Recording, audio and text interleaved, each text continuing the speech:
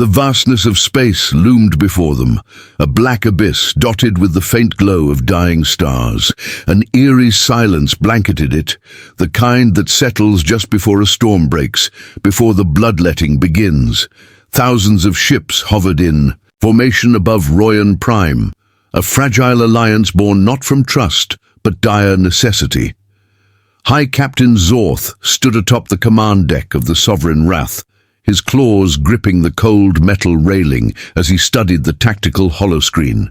The armada was a patchwork of species, each fleet distinct, each carrying its own doctrine.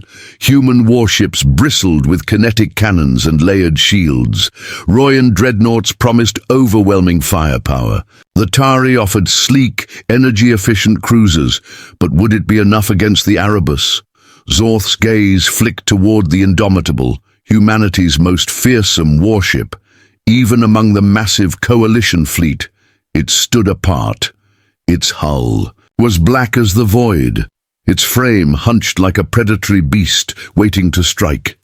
Aboard her was Captain Elias Grant, the man who had first warned the galaxy of what was coming. The only man to face the Erebus and live. The silence didn't last. A ripple coursed through space, barely perceptible, as if the universe itself had drawn in a breath. Then darkness unraveled. They had arrived. The first Erebus ships didn't appear on sensors. They didn't warp in or emerge from known space lanes. They simply existed. One moment, nothing. The next, monstrous silhouettes throbbed in the void. Were they ships? Creatures? No one could say. Their forms were grotesque, an unholy fusion of flesh and machine. Their hulls twisted with living metal, plates shifting constantly in nightmarish patterns. Some pulsed with a sickly light, their surfaces adorned with the skeletal remains of prior victims. Others looked like hollowed vessels, ghost ships twisted beyond recognition. Then they moved. The lead Erebus vessel surged forward, splitting apart like an unfolding insect. A writhing mass of tendrils emerged, tipped with sickly green barbs. 100 organic lances fired in an instant, liquid death tearing through space. Shields up, all forward batteries. Fire. The order came from a dozen admirals in unison. The void exploded. The humans struck first, railgun slugs howling through darkness, slamming into Erebus hulls with meteor-like force. Some hit true, shattering pieces of blackened armor in violet bursts. Others dissolved mid-flight, neutralized before impact. The Erebus were already adapting. Royan dreadnoughts followed, plasma lances searing through the strange, shifting hulls. The creatures convulsed, alive, reactive, and then they answered. The first Tari cruiser never stood a chance. A spiraling beam tore through its shields like they weren't there. The ship didn't explode. It was absorbed. Its very mass pulled into the Erebus vessel like water down a drain. Its crew's screams echoed over comms, then silence. Zorth clenched his fists. This was worse than the humans had claimed. All Dominion vessels, hold formation, pressure their flanks. The Indomitable surged ahead, a predator closing in on its prey. Kinetic hellfire rained from its forward batteries, slug after slug, slamming into the Erebus behemoth. The creature twisted, adapted, and then, impossibly, it opened. The Erebus ship peeled apart in jagged layers, revealing a massive maw of tendrils and churning molten light. Without warning, it lunged. Brace! The Indomitable narrowly veered aside as the monster consumed a nearby Union ship in one horrific gulp, devouring it, assimilating it. Nothing remained but warped debris. Even that began to shift, reshaping, into something new, something Erebus Zorth's blood ran cold. They weren't just destroying ships, they were incorporating them. Target their cores. Avoid direct hull strikes. Grant's voice cut through, calm but urgent. They feed on energy, hit their vitals with kinetics only. Zorth bared his teeth. Then let's see them handle this. The Sovereign Wrath charged its singularity cannons, ancient Dominion weapons dredged from the deepest archives. These were not conventional weapons. They didn't fire plasma. They didn't fire slugs. They fired void, pockets of collapsing gravity, micro-singularities that devoured anything they touched. The first singularity round hit the Erebus warform. A jagged wound tore through its hull. Black tendrils spasmed as the breached section folded inward, consumed by its own unraveling. The Erebus screamed, not with sound, but with something deeper. A psychic shriek that echoed through every open channel. It felt pain, but it did not die. The wound sealed itself. The living flesh of the ship rippled, twisted, and hardened. It had already adapted. Zorth cursed. "They're learning faster than we predicted." The battle had only just begun, yet already they were losing ships by the dozen. The Erebus were not like any enemy the galaxy had faced. They did not simply destroy. They consumed, assimilated, evolved, growing stronger with every encounter. Then something shifted.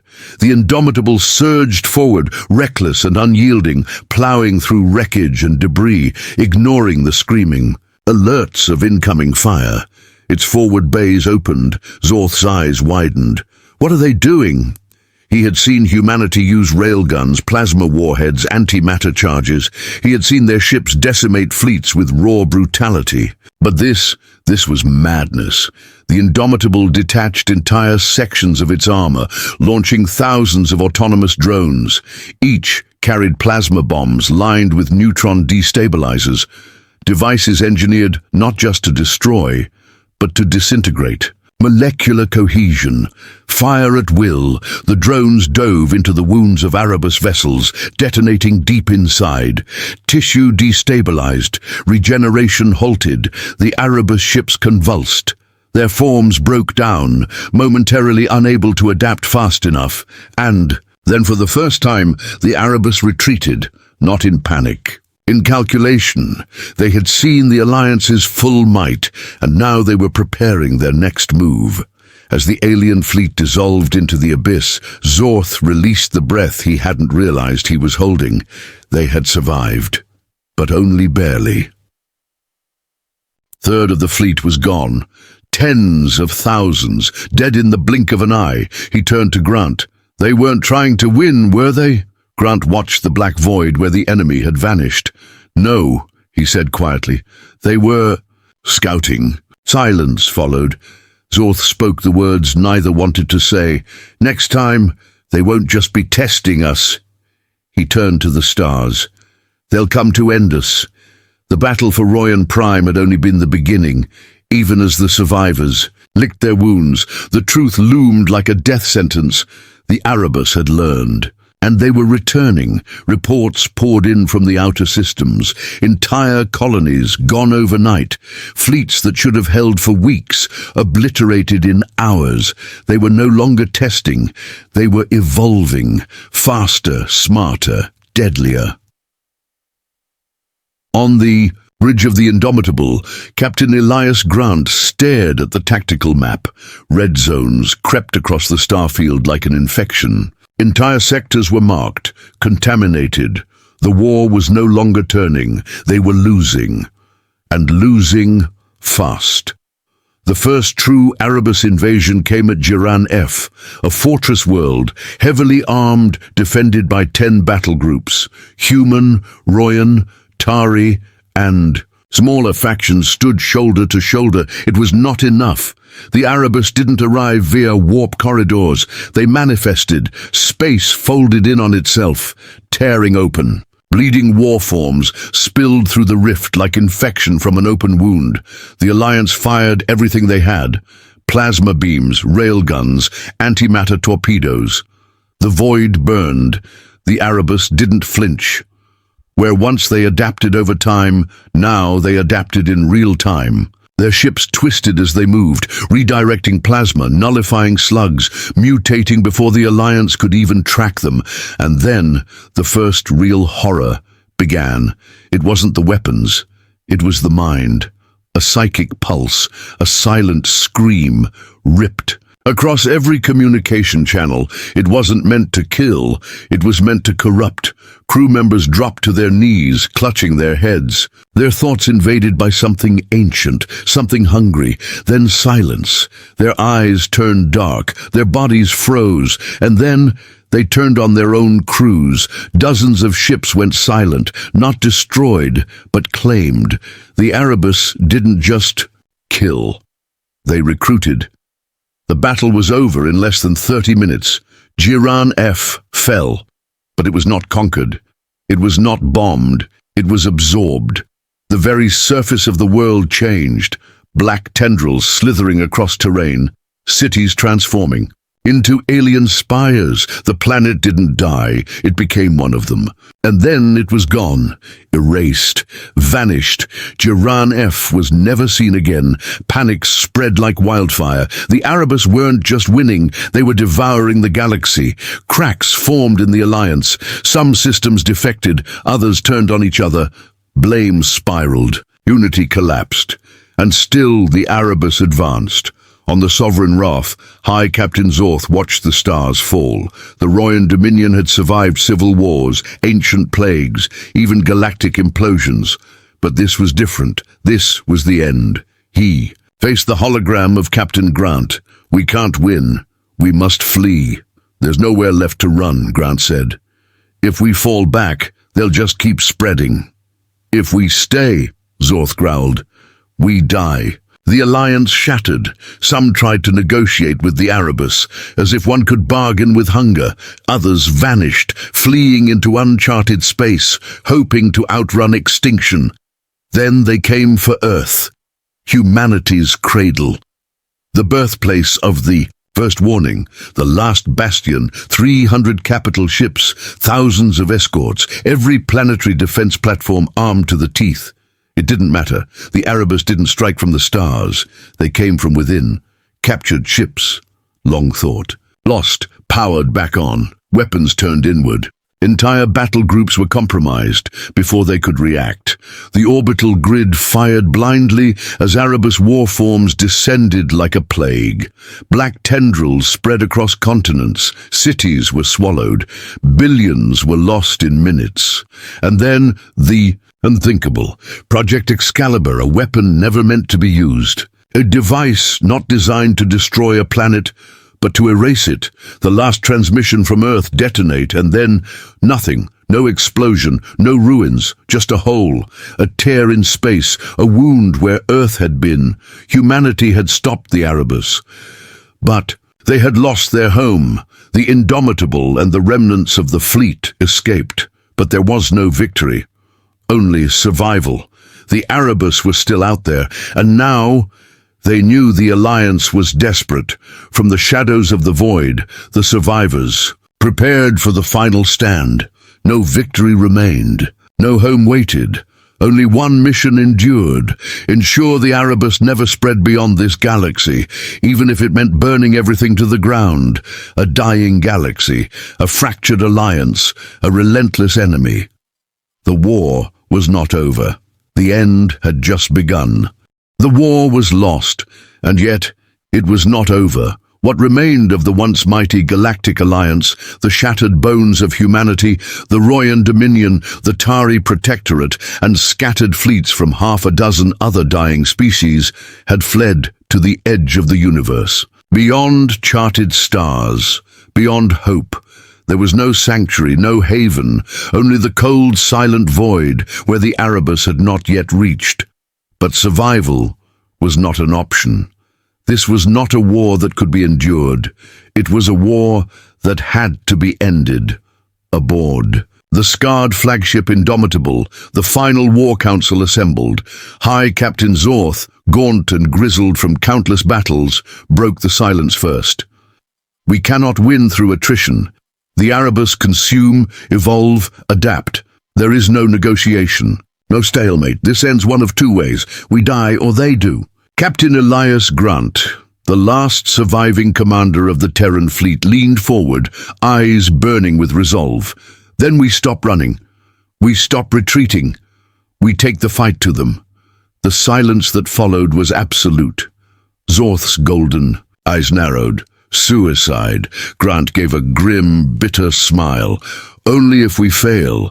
They had one advantage left. One last desperate chance. Earth, its destruction, had not been in vain. The detonation of Project Excalibur had torn through the Erebus like a blade. For the first time, they had recoiled. Not just retreated, but hesitated. A part of their hive mind had been severed, as if a limb had been amputated, which meant they could be hurt. If they could find the source, the central mind guiding the swarm, there was a sliver of hope. A nearly impossible shot at ending everything. There's an old human saying, Grant murmured, cut off the head and the body dies. Madness. But it was all they had left. Intel was scarce.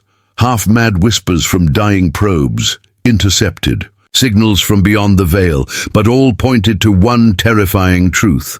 The Erebus had a heart, a core, a mind, not a planet, not a station, a living construct, moon-sized, throbbing with ancient intelligence.